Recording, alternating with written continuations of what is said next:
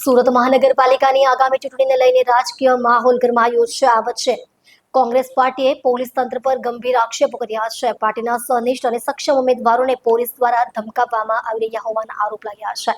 વધુમાં કોંગ્રેસ પ્રમુખે કહ્યું કે આદર્શ આચાર સંહિતાના લીરે લીરા ઉડાવીને પોલીસ તંત્ર લોકશાહીનું ચીરહરણ કરવાના હીન પ્રયાસ કરતી હોવાનો આક્ષેપ લાગ્યો છે। આ આક્ષેપોને ગંભીરતાથી લઈને સુરત શહેર કોંગ્રેસ સમિતિ દ્વારા અટવાલાઇન્સ ખાતે મુખ્ય ચૂંટણી કમિશનરની કચેરી બહાર પત્રકાર પરિષદનું આયોજન કરવામાં આવ્યું હતું। આ પત્રકાર પરિષદમાં કોંગ્રેસના નેતાઓ અને કાર્યકરોએ પોલીસની કાર્યપ્રણાલી સામે ભારે નારાજગી વ્યક્ત કરી હતી। તેમણે આરોપ લગાવ્યો હતો કે ચૂંટણી પ્રક્રિયા દરમિયાન પોલીસ તંત્ર સત્તારૂઢ પક્ષના એજન્ડાને આગળ ધપાવી રહ્યું છે અને વિપક્ષના ઉમેદવારોને માનસિક અને શારીરિક રીતે ત્રાસ આપવામાં આવી રહ્યાનો આરોપ મૂક્યો છે। વધુમાં તેમણે જણાવ્યું હતું કે લોકશાહીનો પાયો એ ન્યાયપૂર્ણ અને નિષ્પક્ષ ચૂંટણી પ્રક્રિયા છે, પરંતુ સુરતમાં પોલીસ તંત્ર દ્વારા કરવામાં આવી રહેલા ધાકધમકીના કૃત્યો લોકશાહી મૂલ્યો પર પ્રહાર સમાન છે।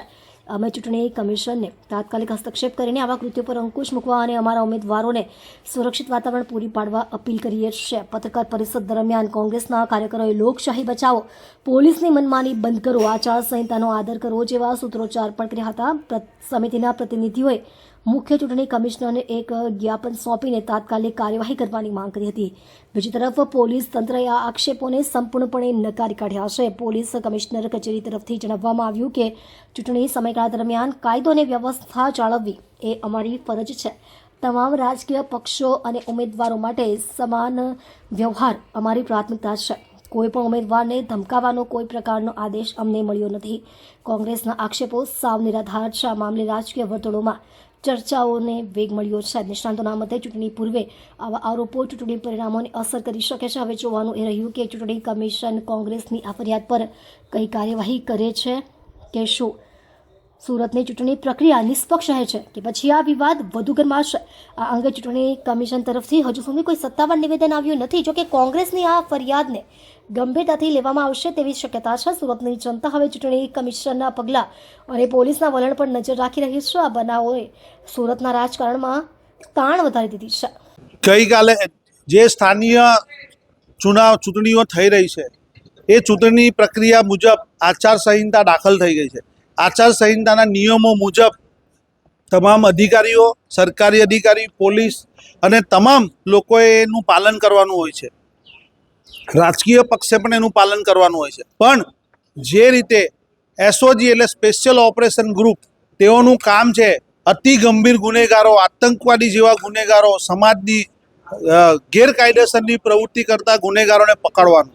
પણ જે રીતે અધિકારીઓ ગઈકાલે લોકોને અહીં સાદા કપડાં પહેરી ભારતીય જનતા પાર્ટીઓના નેતા સાથે હાથમાં હાથ નાખી આવ્યા હતા અને દંડા અને ટોળા અને સાદા કપડામાં અહીં આવ્યા હતા અને લોકો સાથે જે વ્યવહાર કરતા હતા તેઓની આ સીસીટીવી કેમેરાની તપાસણી કરી આ અધિકારીઓની ઉપર કોર્ટ ઓફ કન્ડક્ટનો ગુનો દાખલ કરવામાં આવે અને તેઓ સાદા કપડામાં કેમ આવ્યા હતા, ચૂંટણી પંચના કમિશનર સાહેબે બોલાવ્યા હતા, કોણે બોલાવ્યા હતા અને તેઓનું અહીં શું કામગીરી હતી તે બાબતસરની અમને સુરત શહેર કોંગ્રેસ પક્ષને જાણકારી આપવામાં આવે અને તેઓ જે રીતે ખોટા ફોન કરી અમારા ઉમેદવારોને ધમકાવવામાં આવી રહ્યા છે, અમારા નેતાઓને ધમકાવવામાં આવી છે તેનું કારણ શું છે।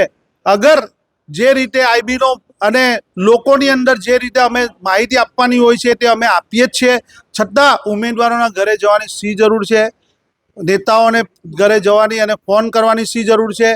આ માહિતી અગર એમને જોઈતી હોય તો સુરત શહેરની કંટ્રોલ રૂમ 24 કલાક ચાલે છે, તેઓ પાસે લઈ જઈ શકે છે। પછી પણ ખોટા નંબર પરથી ફોન કરી અને ધમકી આપવાનું જે રીતે ષડયંત્ર ચાલી રહ્યું છે તે આ એસઓજીના પીઆઈ સોનારા અને નકુમ દ્વારા કર્યા તેની અમે લેખિત ફરિયાદ આપી રહ્યા છે। તેઓની ઉપર આચારસંહિતાનો ગુનો દાખલ કરવામાં આવે અને તેના સ્ટાફ જે રીતે સાદા કપડાં પહેરી અને ચૂંટણીનો માહોલ બગાડી રહ્યા છે તેની સામે ગુનો દાખલ કરવામાં આવે, એની ઉપર આચારસંહિતાનું પાલન થાય એ બાબતસર અમે માંગણી કરવા આવી રહ્યા છે। અગર નહીં થાય તો અમે આવતીકાલે અહીંયા ભૂખ હડતાલ અને ધરણા પ્રદર્શન કરીશું।